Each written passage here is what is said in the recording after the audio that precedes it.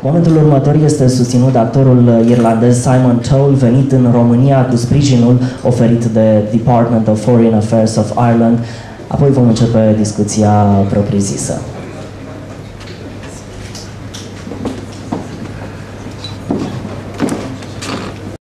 I have kids of my own now and live in the center of our nation, where its heart beats strong and true. And sometimes it's hard to remember the life I left behind. I am reborn, but the born again have first to pass away. I died that summer night when intelligence came. I was just minding my own business, as they say. I made a couple of house calls, dispensed a batch of raving little Buddhas that let you dance away your cares.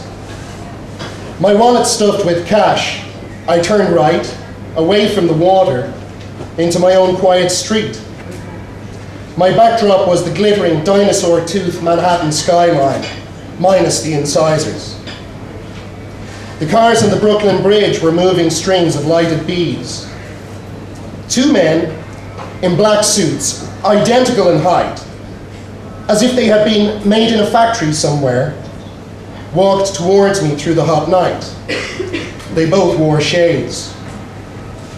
"Mr. Robert Coper," said one, as the second produced his badge. "What appears to be the problem?" I asked coolly, as if I was in a movie. They even gave me time to examine the badge. "Take it in," said the second.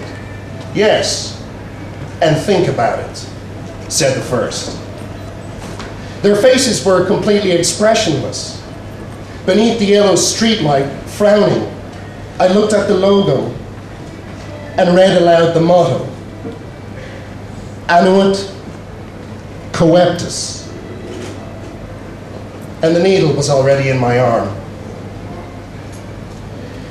When I regained consciousness, I was blind. A hood was over my head.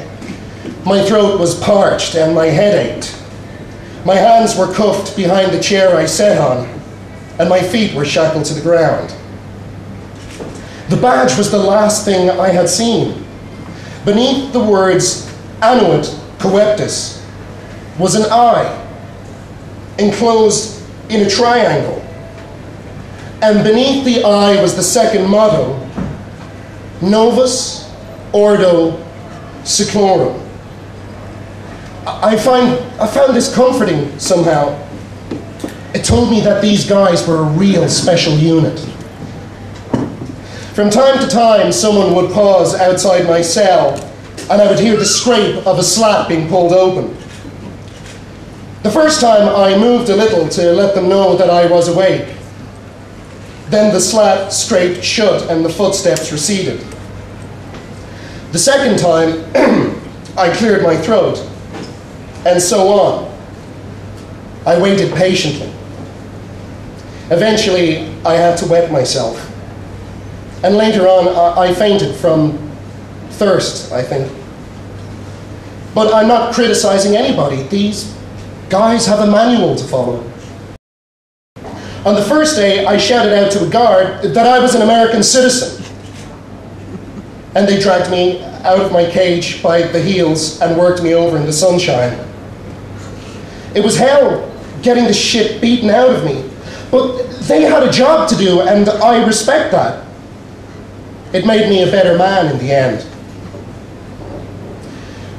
The interrogations were very repetitive. They'd ask lots of normal stuff and then just throw in an Arab name, and I'd say I didn't know him. And sometimes it would be a guy at my neighborhood kebab place, and they'd have to hang me by the arms for a while, which is a lot worse than it sounds, by the way. It was my own fault, because I had an attitude back in those days. And when they brought me back for another round, I told the interrogator where he could find bin Laden. I told him he could find him on top of his mother. So they threw me in a hole, a windowless cell that made you nostalgic for your dog cage. Stressed positions, Heavy metal music, sleep deprivation, the dogs, the beatings, more interrogations. I'd heard of the water torture thing, so I told myself, relax, you're in the hands of professionals. Still, there's something about being trussed up and feeling like you're drowning, especially when you're all shaky after a spell in the hole, that makes you shit your pants. Then they dragged me back to the dog cage and left me there to stew for a couple of months. Then they dragged me back and threw me in the hole again, and so on. It didn't start to add up until the day I was brought before John, my final interrogator. The black suit, the expressionless face behind the shades. He sat behind a massive desk, the Annuit Coeptus emblem on the wall behind him, and he informed me that he was my final stop. John had very short blonde hair, but he had managed to make a parting in it, which is practically impossible with hair that short and perhaps pointless. But it scared me too. Such determination. For the first few moments he said nothing. He looked at me, I shrugged, I shifted in the chair, and my chains rattled when I shifted in the chair. It can go one way, or it can go another. I'm your last stop, Mr. Culper. Robert? Can I call you Robert? Please, call me John. I thought to ask if I could call him Johnny, but then I had an image of him attaching electrodes to my nipples.